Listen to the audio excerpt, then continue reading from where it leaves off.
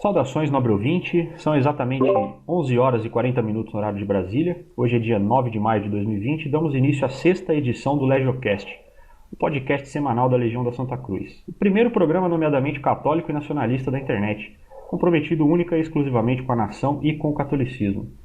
Eu sou César Maciel e hoje estou na companhia do professor Rafael Queiroz, do nosso companheiro Guilherme Costa, que sempre contribui conosco, e do Matheus Holtz aí, que já participou de vários podcasts aí conosco, para discutirem um tema que é a ascensão do Yuval Harari. Então, boa noite aí a todos os nossos convidados. Falemos... Opa, boa noite, Queiroz. Boa noite, não, bom dia. Boa noite, bom dia, Bom desculpa. dia a todos. Falemos sobre o Yuval Harari, então. Olá, olá, O viva Yuval Cristo Rei. Harari é um professor israelense de história e autor do best-seller internacional Sapiens, Uma Breve História da Humanidade, e também de Homo Deus, Uma Breve História do Amanhã. Seu último lançamento é 21 lições para o século XXI. Ele leciona no Departamento de História da Universidade Hebraica de Jerusalém também. Nos últimos meses, e mais especificamente nas últimas semanas, Harari tem ganhado espaço na mídia brasileira. Em novembro do ano passado, participou de uma entrevista no programa Roda Viva da TV Cultura e no último mês participou de um quadro no programa do Luciano Huck para tratar dos desafios da ação social e política nas periferias, tendo participado também posteriormente de lives com o Luciano Huck.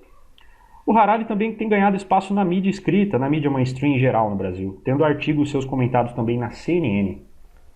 Com base nisso, nós cremos aqui que seja importante apresentar para você, nosso ouvinte, quais são as bases dos pensamentos do Yuval Harari e os motivos que levam ele a ganhar tanta relevância no Brasil em meio a essa crise pandêmica aí que impera hoje no mundo. Então, primeiramente, eu vou convidar aqui o professor Rafael Queiroz, vou passar a palavra para ele. Em linhas gerais, o Queiroz, quais são os pilares da obra e do pensamento do Yuval Harari e será que nós podemos inserir ele em escolas de pensamento mais gerais? Bem, César, bom dia a todos aqui, Matheus, Guilherme, aos ouvintes, viva Cristo Rei. Em primeiro lugar, eu gostaria de fazer uma apresentação prévia desse tema, base num artigo que nós escrevemos para o site Legião da Santa Cruz, elencando aqui os culpados do Covid-19, pelo criado pelo coronavírus. O que acontece? Ali naquele artigo nós procuramos deixar claro que um dos culpados é o globalismo, por N razões. Até convido os ouvintes a lerem o artigo. De maneira que o Yuval Harari, ele sendo um dos principais ideólogos do globalismo, ele vem aparecendo na mídia hoje para tentar salvar o globalismo em meio a essa pandemia. Ou seja, eles percebem, de alguma forma, que o discurso nacionalista vai ganhar força, né, com essa aí eles tentam salvar o globalismo, pelo menos no plano político, senão no econômico. Então, basicamente, o Harari ele tem de ser encaixado nesse contexto, ou seja, é um ideólogo do globalismo, vem ganhando espaço na grande mídia por isto, e vem reforçando uma série de argumentos em prol do globalismo, que são apresentados aí em diversas obras que ele escreveu e também em diversos artigos. Vou fazer até no início, né, um apanhado das principais ideias do Harari, que são as seguintes, vamos lá. Você citou o livro Homo Deus. Nesse livro, Harari expressa uma visão claramente cabalística e gnóstica. Ele diz que nós vamos, num futuro breve, nos tornar deuses, controlando a natureza. Né? É um velho sonho da utopia cientificista, bem tratada pelo historiador Francis Yates, né? Que revelou o fundo esotérico do pensamento científico moderno, que está ligado ao ideal alquímico Nicolas Flamel, e daquela era ali, século XIV, XV, XVI, tinha muita relação com a ideia cabalística de transmutação da matéria. Então, basicamente, a visão do Harari, ela se insere nessa escola de pensamento científica moderna, que acredita numa utopia, um mundo melhor, sob a regência de cientistas, de pensadores, de intelectuais, ligados a esse projeto naturalista de domínio absoluto do homem da matéria. Consequentemente, a ideia que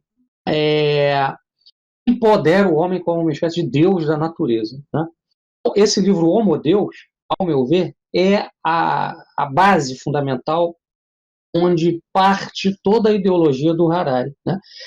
Não à toa, ele defende uma sociedade global, porque, dessa visão, essa sociedade global ela seria, vamos dizer assim, o caminho mais fácil para atingir essa meta. Harari também defende o pós-humanismo. Tá? Defende a implantação, por exemplo, do cérebro humano em organismos não vivos, de ciborguismo, enfim. Ele, apesar de tudo, é um crítico do uso da inteligência artificial, mas um crítico na medida em que essa inteligência artificial pode ser usada por governos globais.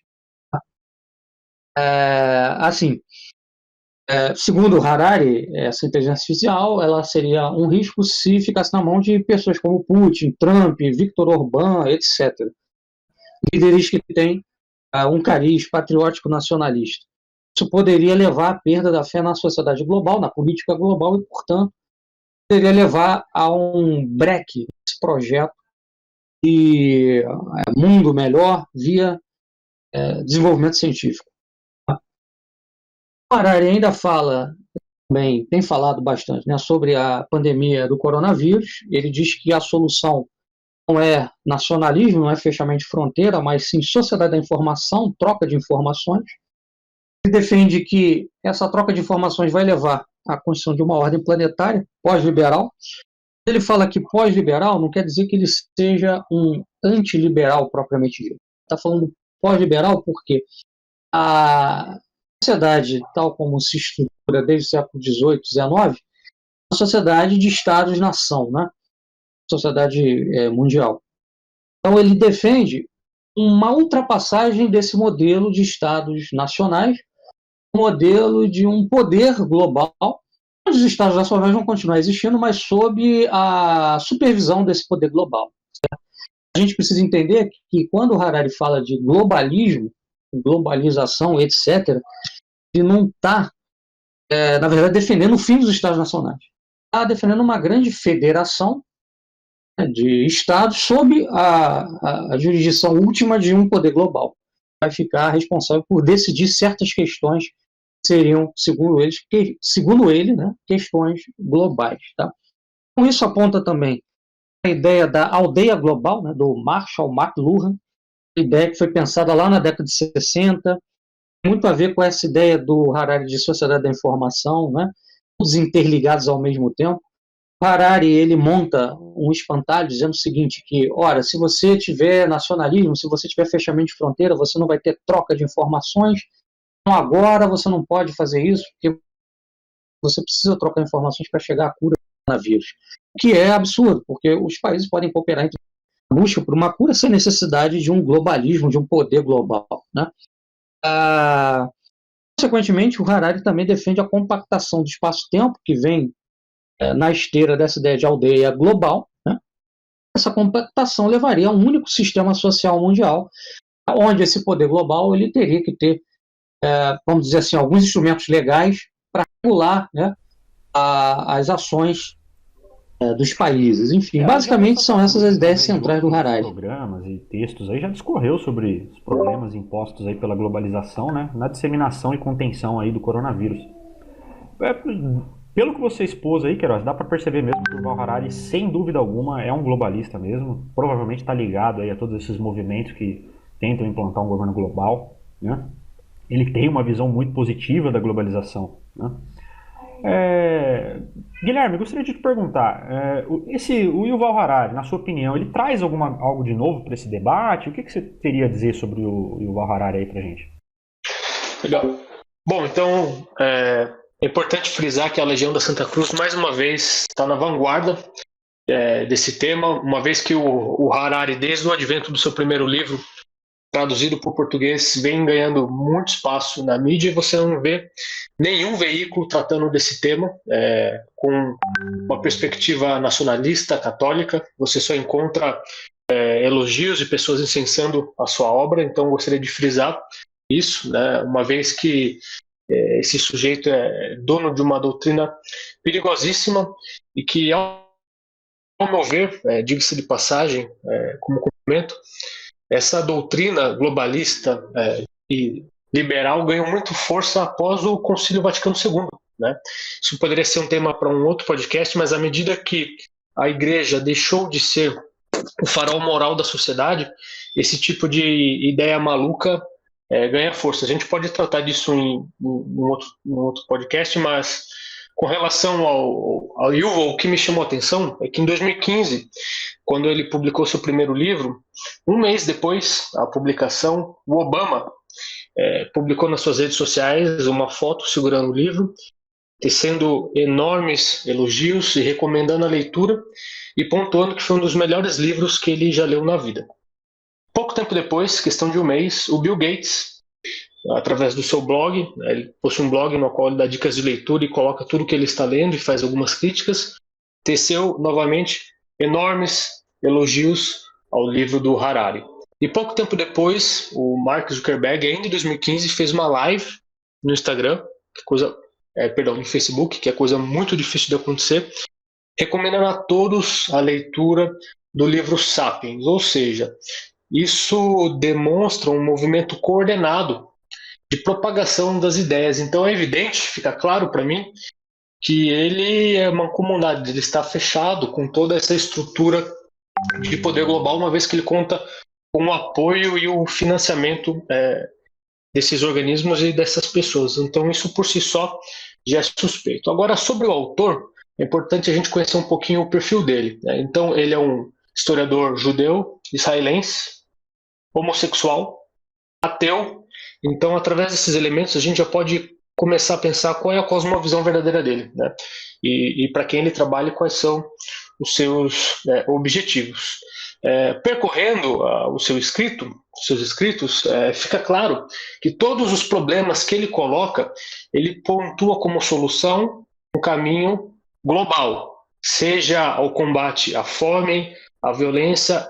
Todo o seu argumento é construído em cima do que ele chama de soluções globais, onde é necessário uma força motriz maior, superior global, regendo e regulamentando tudo em todo o globo. E ele não faz a menor cerimônia para colocar esses pontos. Ele também, curiosamente, na última entrevista que ele teve aqui no Brasil, no Roda Viva, um ponto me chamou muita atenção, que ele disse que para você ser um bom nacionalista, você precisa ser, ora veja, um bom globalista. Como isso poderia se dar, eu não sei. As ideias todas dele são as do mainstream, as defendidas pela grande mídia, não há distinção. E como, por exemplo, no livro Sapiens, ele, ao defender o homossexualismo, ele diz que é um elemento que se encontra também na natureza, nos animais, etc. Ocorre que o homossexualismo, né, por assim dizer, no reino animal, ele tem algumas coisas que a gente precisa destacar. Primeiro, o comportamento sexual dos animais se dá exclusivamente pelo instinto, coisa que não acontece necessariamente com o homem, uma vez que a gente é regido pela razão. Então, isso por si só já banaliza esse argumento. O segundo ponto é que o comportamento homossexual no reino animal ele é apresentado majoritariamente em animais que convivem em bando.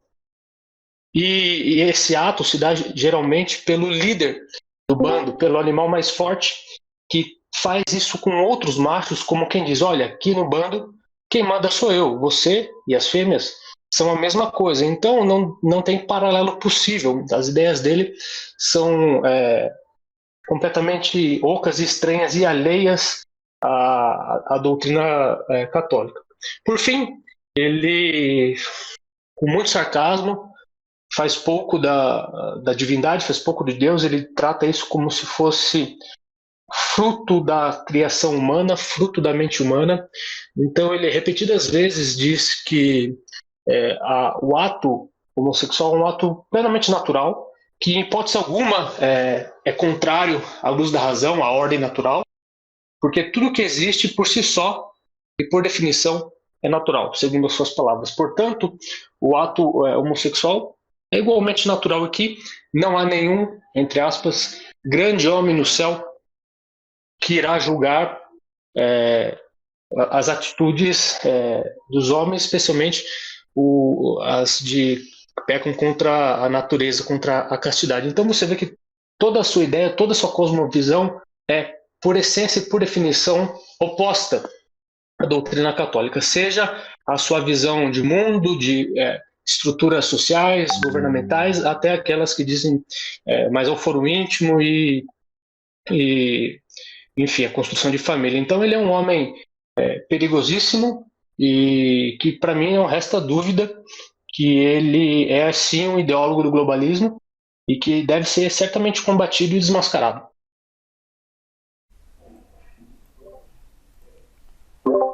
Muito bom, muito bom.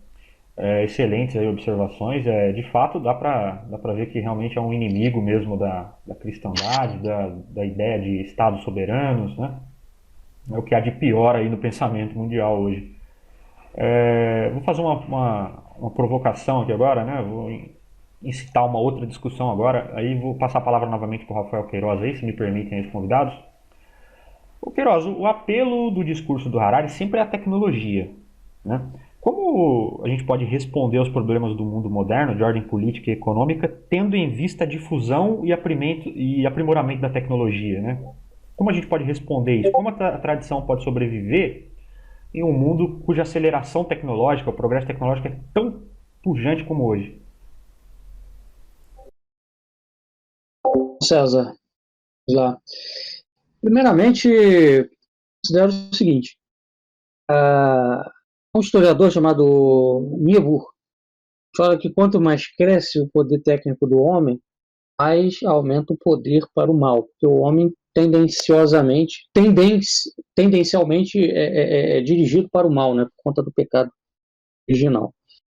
Há uma tendência do homem para o mal, essa tendência se tornou uma segunda natureza em razão da queda. Todo o avanço tecnológico ele traz, sem dúvida alguma, um aumento da possibilidade do mal, né, se ampliar na Terra. O Harari está tentando uma via que é uma via de controle do mal, do poder, né, da destruição que a tecnologia pode trazer, através do naturalismo político, ou seja, a gente vai criar aqui um sistema que vai regular as ações dos estados. Vejam que isso vai muito para além da ONU, porque a Organização das Nações Unidas é um instituto, uma instituição, depende do consentimento das nações.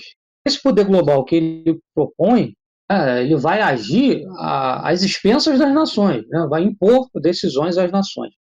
Segundo o Harari, isso seria a solução. Do ponto de vista tradicional, do ponto de vista católico, né? O caminho para o controle devido do mal que a tecnologia pode trazer é a cristianização dos povos, né? A conversão dos povos a Nosso Senhor Jesus Cristo. É aquele que cura a alma do homem, pecado, é aquele que nos liberta dessa escravidão do pecado. Um outro caminho, né? Seria evidentemente um caminho político, é o próprio caminho que nós já temos.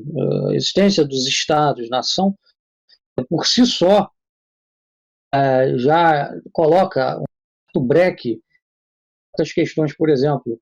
Hoje, se você, um país que tem armas nucleares, você desestimula um outro país a te atacar, né? Quer dizer, a própria existência de Estado-nação cria um controle, né, dos poderes, né, tecnológicos e etc. O Harari ele parte do princípio de que existem problemas que são problemas globais que só vão ser resolvidos globalmente, né? Ele fala aí 3 problemas, basicamente. Problemas ambientais, né? O uso da inteligência artificial juntamente com redes de segurança global, que, segundo ele, precisariam ser criadas.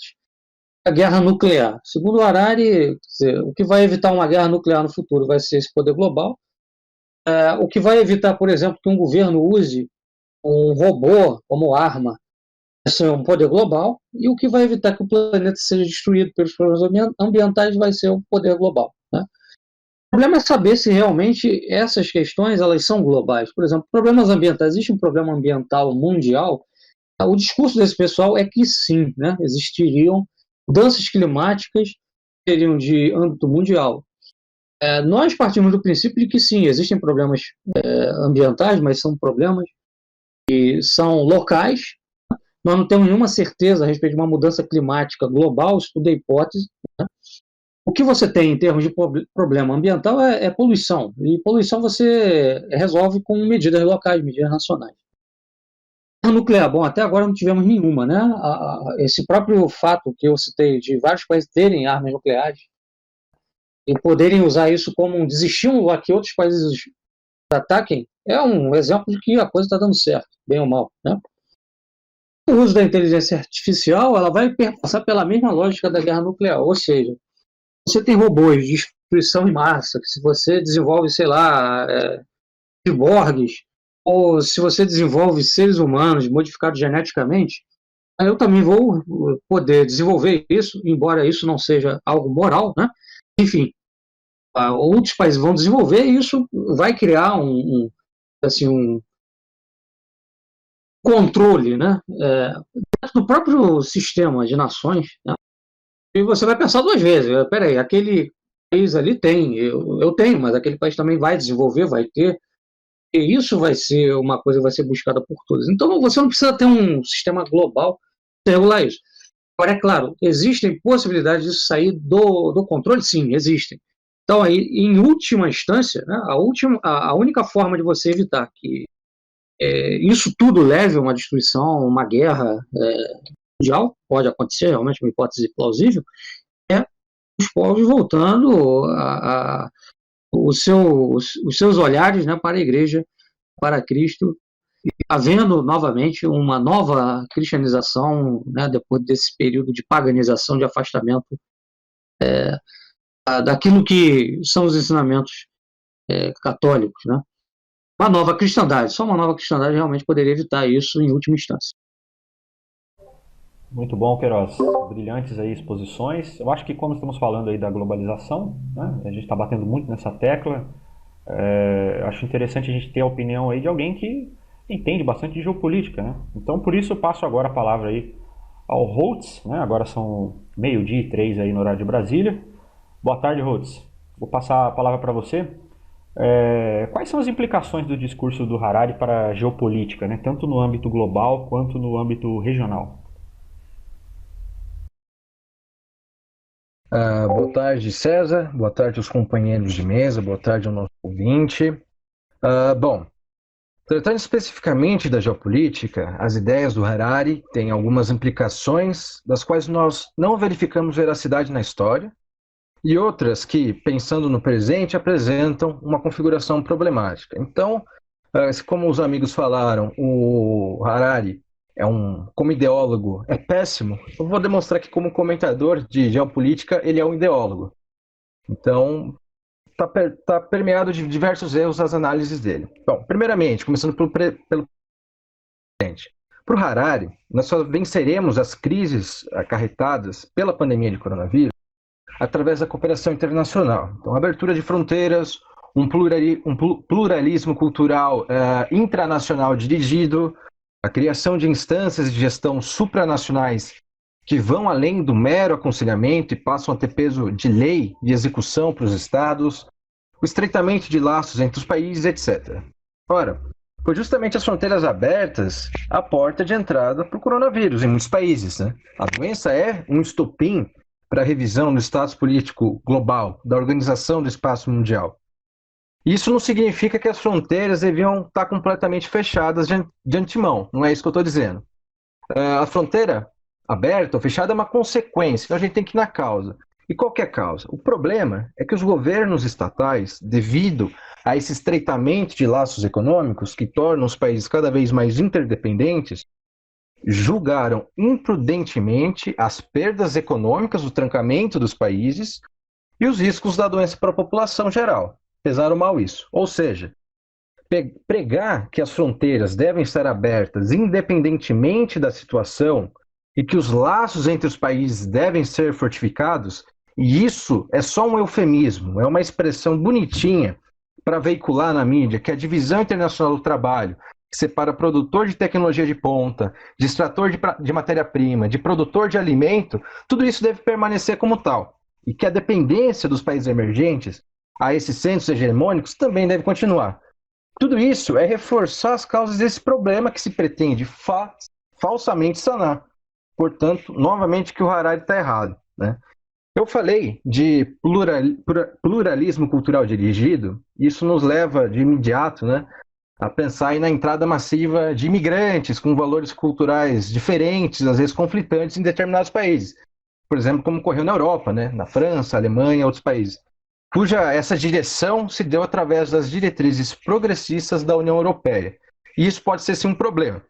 Mas, dentro da globalização, quando eu falo em pluralismo cultural, essa é uma outra expressão para afagar multidões, pois dentro dos próprios termos progressistas, como do Harari, se nós ligarmos a ideia de pluralismo cultural com a ideia de estreitamento de laços econômicos e abertura de fronteiras, o que se dará é a sobreposição dos valores, dos princípios, da cultura das potências ocidentais, sobretudo, sobre os demais países, mediante uma indústria de cultura e comunicação. E aqui, por cultura, eu não falo de costumes do dia a dia, vestimenta, música, a comida, não.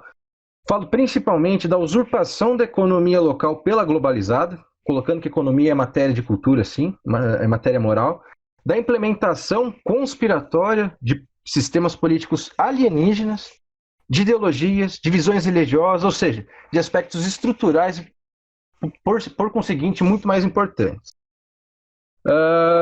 Em segundo ponto agora, fazendo alguns acenos históricos para refutar o professor israelense, o Harari, num texto publicado pela CNN, comparou a doença atual à peste negra, ponderando, né, que a peste negra foi muito pior, pois as possibilidades de combate à doença via cooperação global estavam impossibilitadas.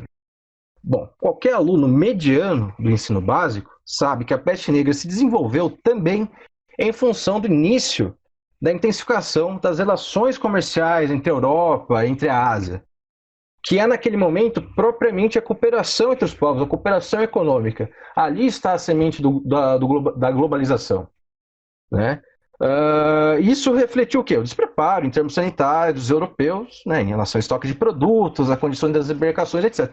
Mas não tem um mínimo de sentido que ele falou, porque nesse momento havia o quanto era possível a relação entre os povos, né? Outro ponto importante, o que trata dos efeitos da globalização e que não vão de encontro a esse mundo sonhado por Harari, né? Alguns eventos de superacumulação no Ocidente, sobretudo aí nas décadas de 70 e 80, nos Estados Unidos, né, principalmente, implicaram em mão de obra excedente, que por sua vez aumentou o desemprego e o excedente de capital e se expressou numa lotação do mercado de bens e de bens de consumo que eram incapazes de serem vendidos sem que houvesse uma perda do investimento inicial e dos custos inerentes ao processo de fabricação dessas mercadorias.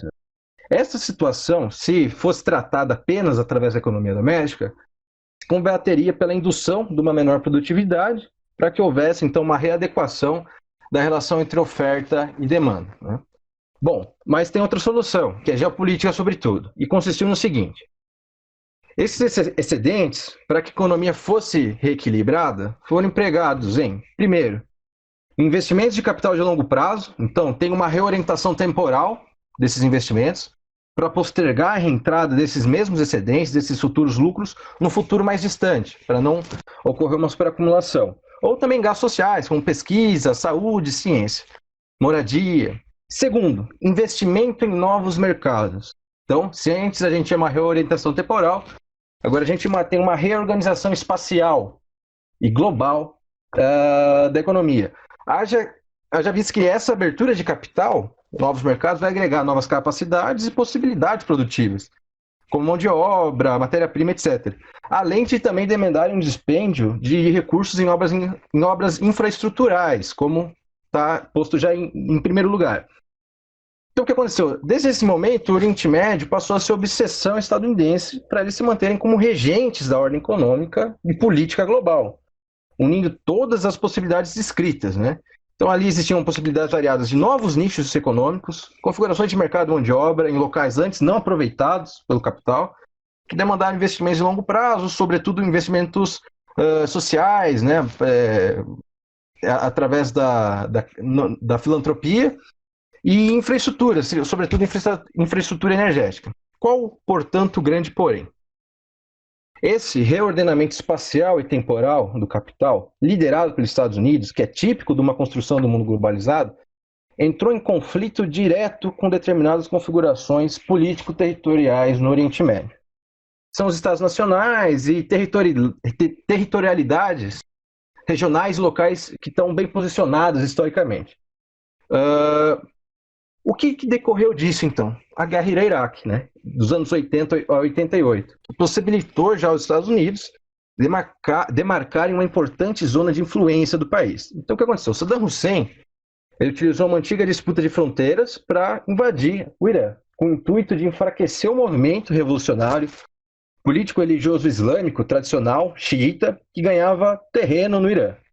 O temia, né, que essa recém-proclamada revolução, que derrubou o governo pró-ocidente no país, pudesse instigar um levante nos mesmos moldes dentro do Iraque, prejudicando assim o regime instalado por Saddam Hussein, que prezava pela parceria com as potências ocidentais, sobretudo parceria econômica, né?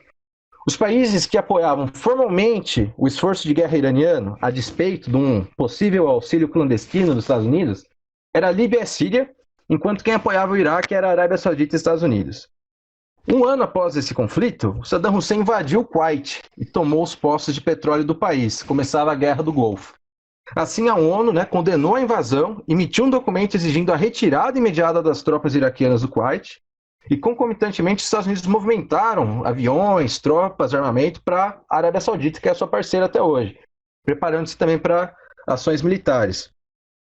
Com não cumprimento da resolução da ONU, né, pelo governo de Saddam, foi então autorizada a ação militar no Iraque, na década de 90, composta por Inglaterra, Egito, França, Síria, Arábia Saudita e, óbvio, liderado pelos Estados Unidos. E depois também tivemos a guerra do Iraque, a guerra da Síria, mas não vou entrar nesse mérito. A questão é, esses dois conflitos ou não é também globalizado? São também conflitos globalizados. Olha, está havendo ali cooperação internacional. E está tendo os mesmos problemas que o Harari está falando, ou seja, não se verifica que com a globalização você vai ter um mundo melhor, vamos dizer assim. Por isso, é importante a gente considerar que no Oriente Médio, o ordenamento espacial dessas potências imperialistas tem recorrido com maior intensidade às características militar, espoliadora e geopolítica de fato, ou seja, a guerra velada ou a guerra aberta, que não é a propaganda do Harari sobre a extrema globalização. Portanto, quando o israelense fala em instâncias supranacionais que vão guiar os estados, de fato, com rédea curta, para garantir a cooperação internacional, é totalmente lógico imaginarmos isso como um pretexto para a invasão e interferência das potências via coalizão global em países que se posicionarem contra esse projeto. Ou Harari acha que todos os povos, estejam eles aí organizados ou não em torno do Estado-nação, vão simplesmente aceitar uma Constituição Universal? Claro que não. Os curdos, por exemplo, no Oriente Médio, possuem entre si profundas diferenças políticas, divisões de mundo. Se você for do Iraque para a Síria, na Turquia e no Irã, são todos completamente diferentes. Entre si eles não se entendem, têm diferenças. Como que a globalização resolve essa questão mediante outros povos minoritários, entre os estados e povos majoritários? Simplesmente não resolve. Porque a organização social dessa região, por exemplo, além de ser extremamente plural em termos de etnia, de pensamento, de religião, possui uma profunda herança tribal, de clãs familiares. No caso da própria história da organização política dos curdos, tem a ver com disputas de clãs, né? Além disso, com qual autoridade o Harari pode postular que a inevitável exportação da democracia liberal, representativa, universalmente sufragista é o modelo ideal para países do Oriente Médio, da África, da Ásia, por exemplo? Onde fica tal pluralidade cultural? E aqui eu trato de pluralidade cultural não como intranacional, mas pela manutenção das identidades das culturas nacionais, regionais, étnicas, etc. Que deve se manifestar também no conteúdo e na estrutura da política. Simplesmente não tem lugar, é tudo farsa, é tudo mero discurso. Mas então é ingenuidade do Harari? Bom, ingenuidade pode ser uma pessoa despreparada, escutar o discurso dele e achar genial, como muitos fazem, concordar com isso. O Harari é professor universitário de história, escreve livros, ele não é ingênuo ou simplesmente despreparado, né? Ele é um mentiroso, um sofista. Matheus, então você está falando também que com mais nacionalismos se acabarão aí os conflitos que você enumerou? Claro que não.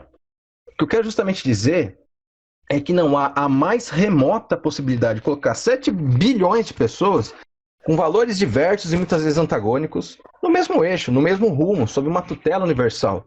Porque isso significaria a homogeneização total dos povos, a perda de suas identidades e, claro, vai haver resistência. Qualquer projeto que vise fazer valer a força globalista se utilizará da violência para subjugar os contrários. Então vai ser a ação negando a teoria, né? A Segunda Guerra Mundial, para concluir, é um bom exemplo disso. Foi o período onde houve talvez a maior cooperação internacional da história. Foi liderada por 3, vamos dizer assim, espécies de nacionalismo, né? Por 3 Estados-nações, que foram os aliados. Então, Estados Unidos, Rússia e Grã-Bretanha. Mas principalmente Estados Unidos e União Soviética, né? Perdão. Para combater outros 3 nacionalismos, o alemão, o italiano e o japonês. Né? Com a vitória dos aliados, dessa coalizão internacional, digamos, o que ocorreu em seguida? A polarização do mundo entre outros 2 nacionalismos distintos.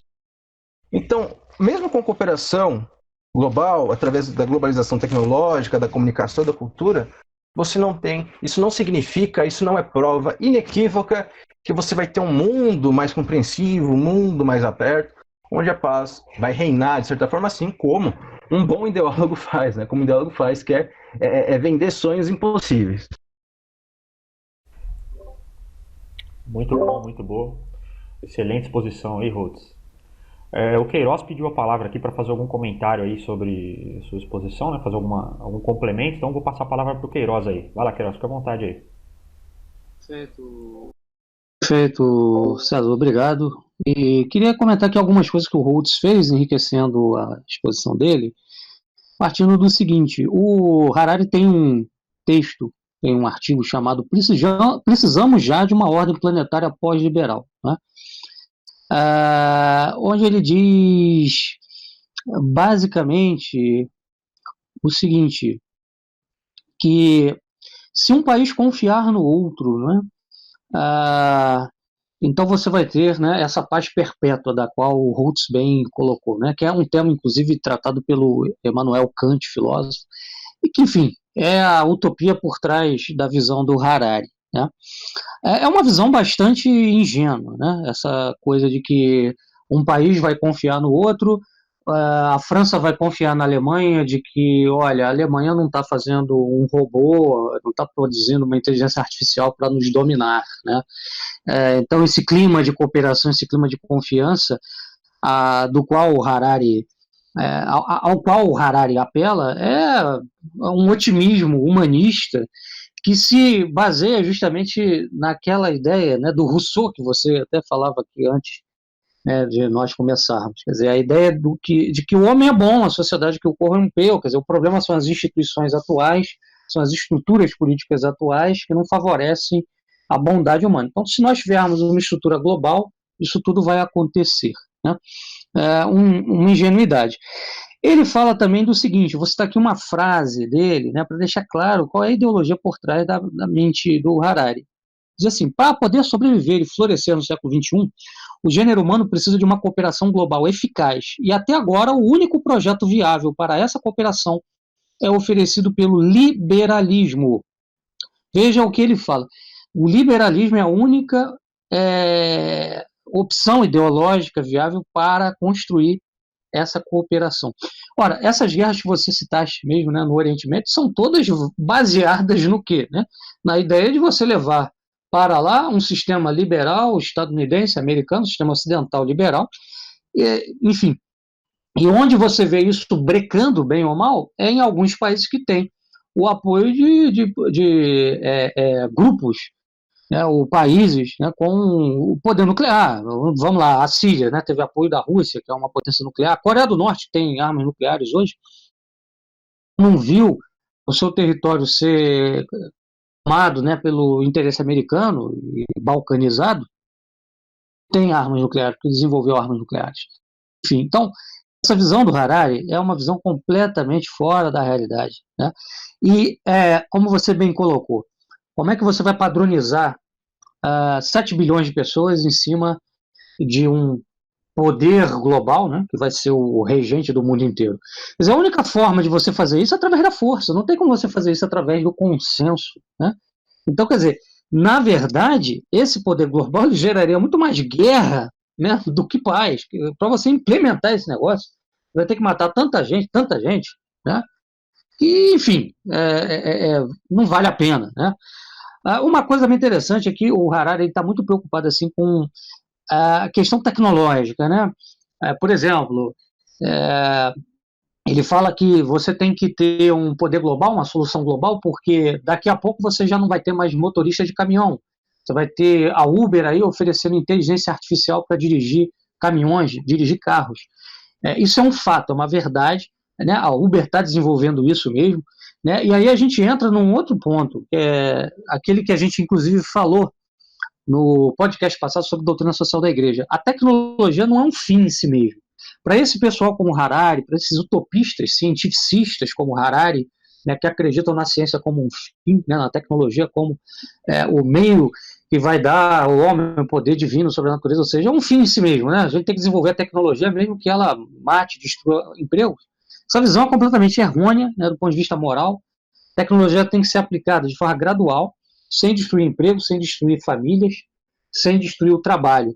Ou seja, nada contra o desenvolvimento tecnológico, mas ele tem que ser moderado.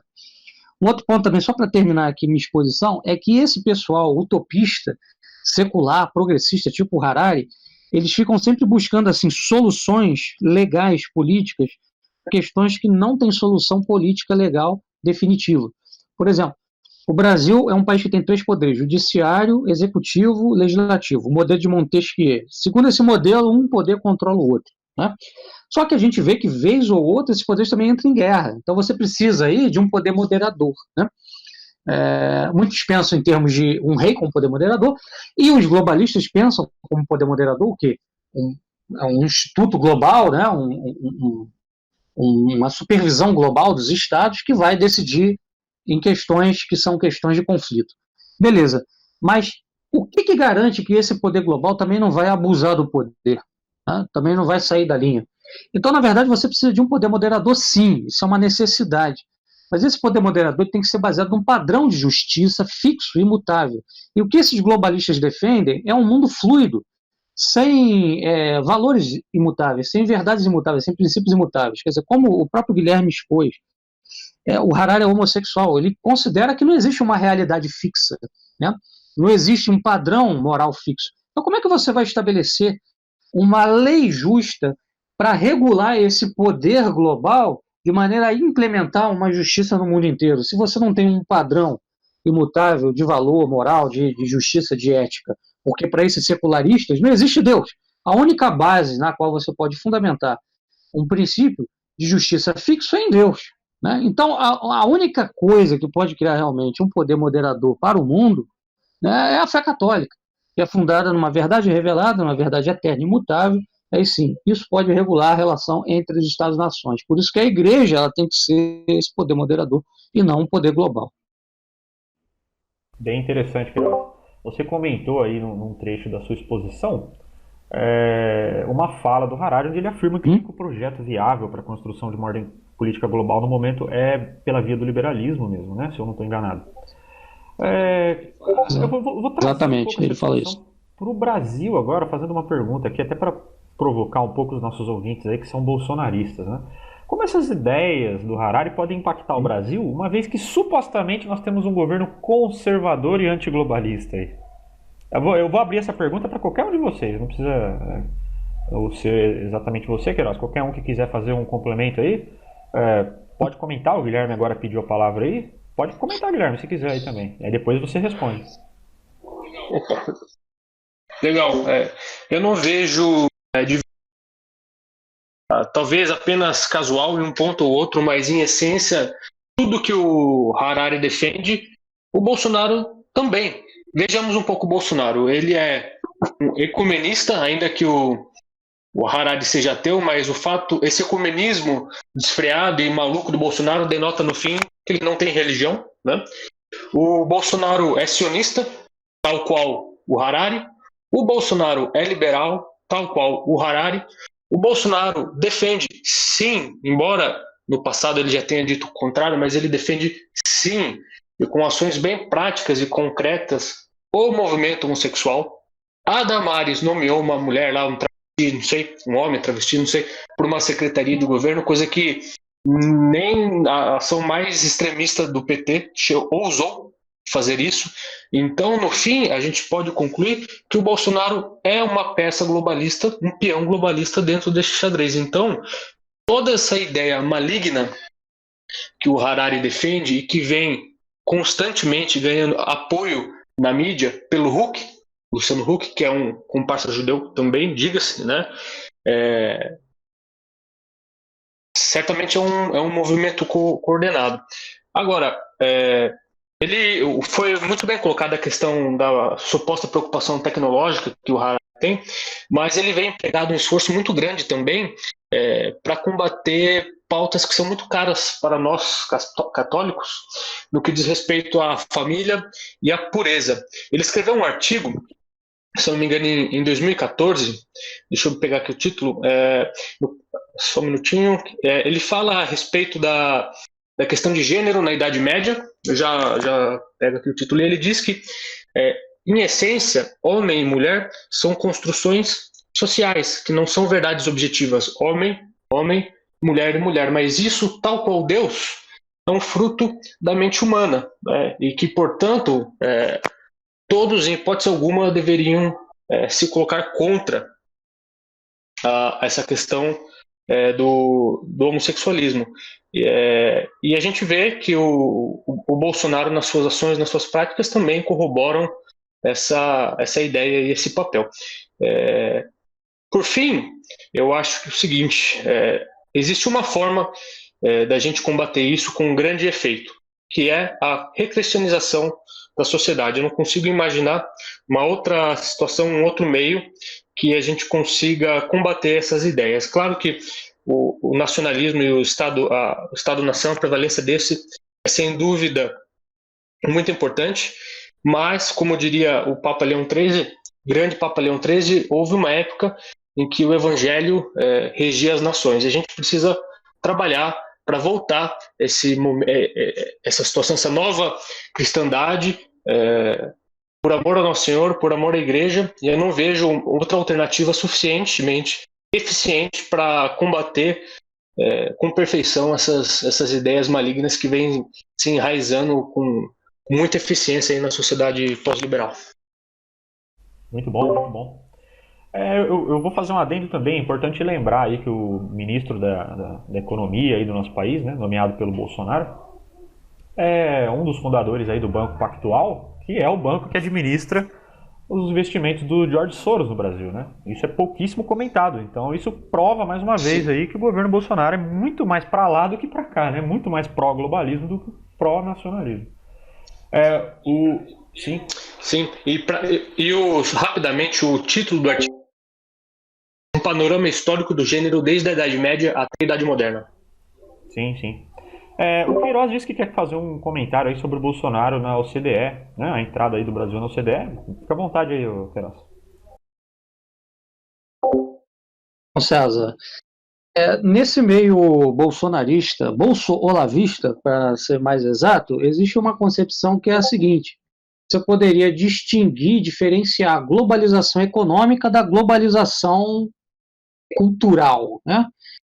Eles seriam a favor da globalização econômica sem serem a favor da imersão, né, das nações numa mesma cultura global, liberal, igualitária, feminista, pró-LGBT, ateia, etc. Tá? Que isso é uma falácia. Por quê? Por exemplo, o governo Bolsonaro tem feito esforços para entrar na OCDE. Pouca gente sabe, mas a OCDE, um Estado fazer parte dela, né, o Estado tem que seguir, tintim por tintim, cartilha dos chamados direitos humanos, que hoje integra os direitos LGBT. Quer dizer, então, para o país entrar na OCDE, tem que respeitar os direitos LGBT.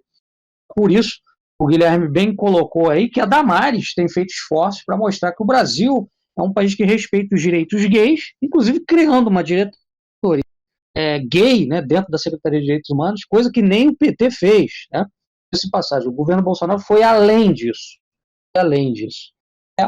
Finalizando, a grande preocupação do Harari com tecnologia é a seguinte: olha, tiver uma solução global, questão do emprego, vai ter gente perdendo o emprego de motorista de caminhão para o robô da Uber. E aí esse pessoal vai invadir países, vai ter imigração em massa, vai ter convulsão, e aí o risco, né, para o sistema global, mais à frente, se concretizar, vai ser muito grande.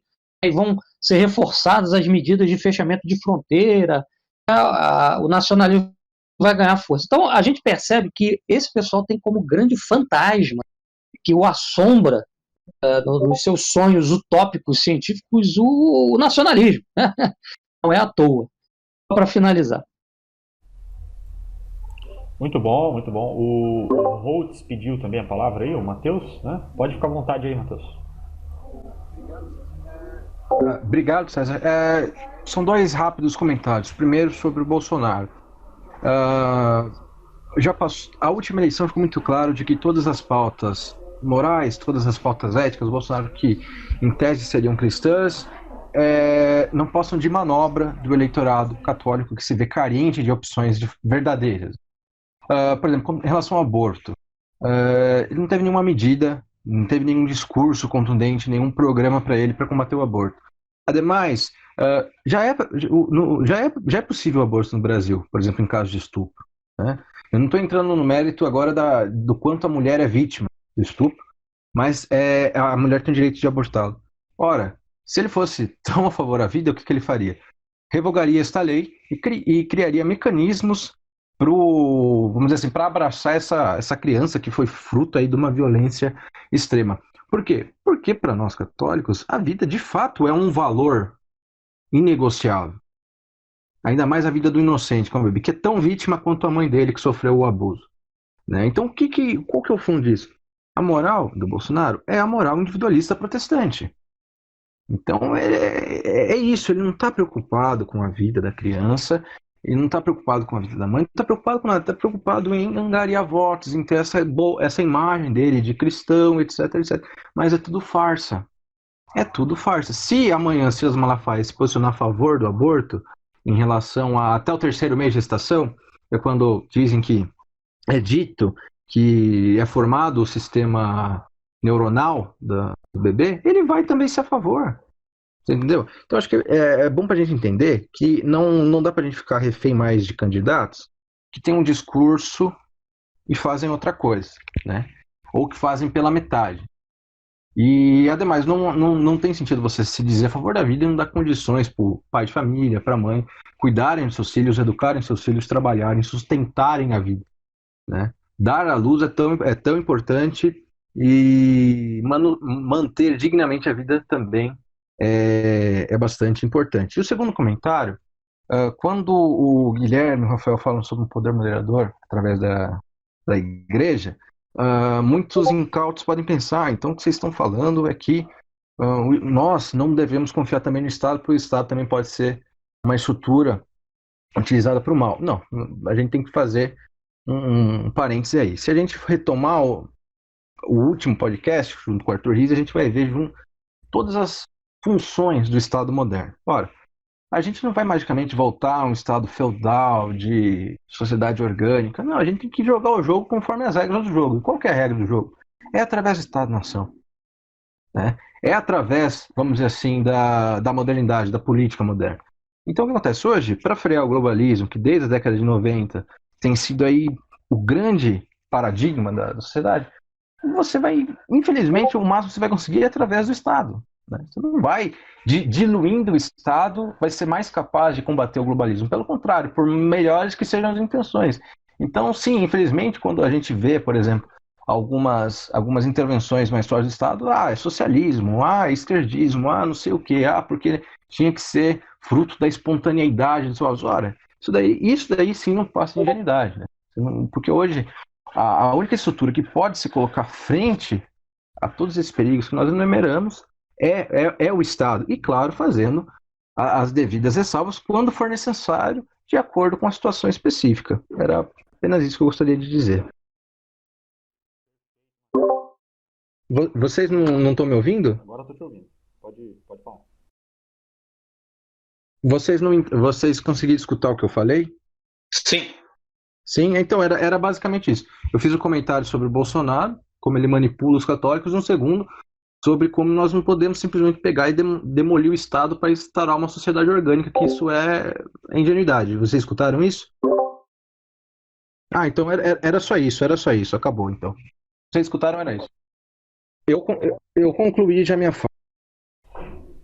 Tá ótimo. Concluí já Realmente também. O Luiz ali ele citou no chat, né, sobre o fundamento aí do globalismo ter muita relação com aborto e eugenia. E de fato aí cada vez mais fica presente aí na mídia termos como manipulação genética, né? Nada disso é fruto de uma conspiração nossa aqui, de fantasias, né? Isso já é real, já é uma coisa real.